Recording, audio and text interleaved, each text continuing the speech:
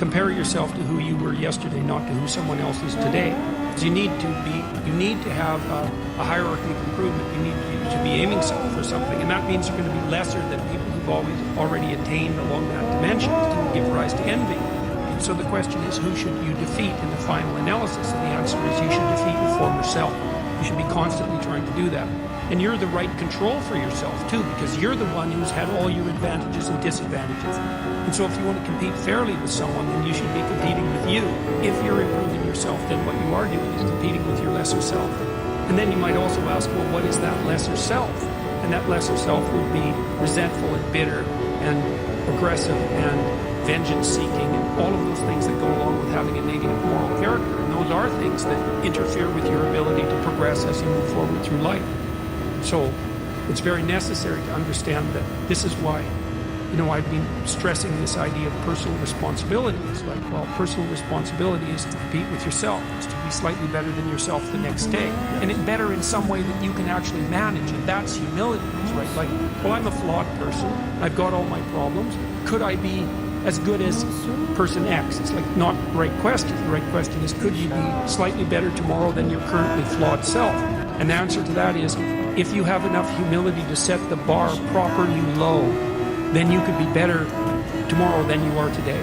Because what you also have to do is you have to say, well, here's all my flaws and my insufficiencies, and the best that someone that flawed and insufficient could do to improve and actually do it is this. And that's not worth going out in the street and celebrating with placards, It's like, well, this is why I tell people to clean the room. It's not going to brag to someone that you did that.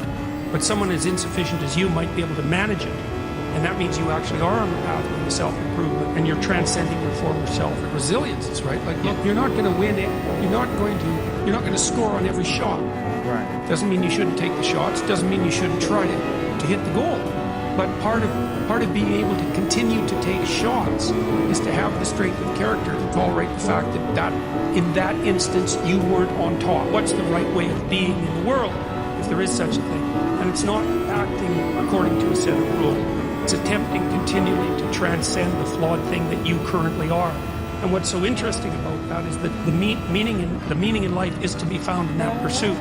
So I've been laying that out in these discussions too, because I say, well, the fundamental issue is that life is tragic and difficult, very tragic and difficult for everyone.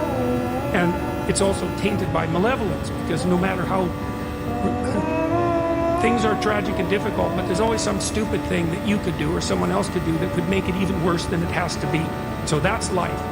And you need an antidote to that, because that can embitter you. Constant contact with that. Just the tragedy, but the tragedy combined with betrayal and malevolence, that makes it even worse, especially if it's self-induced.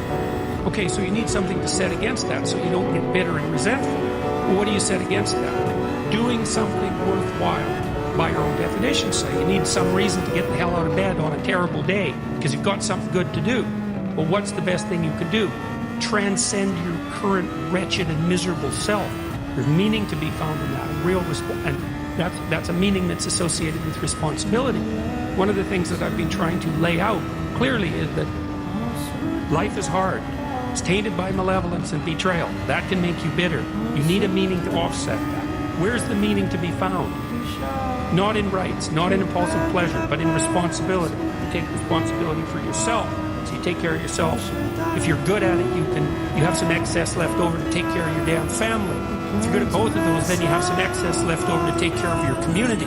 Those are heavy burdens. You pick up the burdens, you find that's meaningful. The best way to pick up the burden is to continually improve yourself, and that's where the meaning is to be found. So that meaning is in the continual self-transcendence. That's letting your old self die and the new self be reborn. Even if things are going really well for you now, there's going to be a time in the future where things are rough. You're going to be ill, family members are going to be ill, a dream is going to fall apart, you're going to be uncertain about your employment status. Like the flood is coming, right? The apocalypse is coming. It's always the case in life. And you have to be prepared for it. And the question is how to prepare for it. And the answer to that is to find a way of being that works even under the direst of circumstances. That's the issue. You've got the possibility to slowly raise yourself out of the mire. You've got the possibility to do just what the fighter does when he's defeated, which is to say, well, regardless of the circumstances that might have led to my defeat.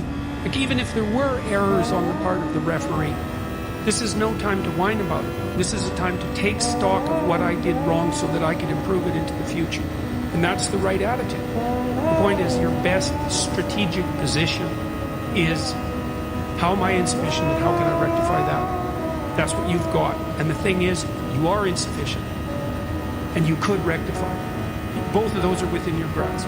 If you aim low enough, it's like, well, I don't know how to start improving my life. Someone might say that. And I would say, well, you're not aiming low enough. There's something you could do that you are regarding as trivial, that you could do, that you would do, that would result in an actual improvement. But it's not a big enough improvement for you, so you won't lower yourself enough to take the opportunity. Aim low. And I don't mean don't aim, and I don't mean don't aim up.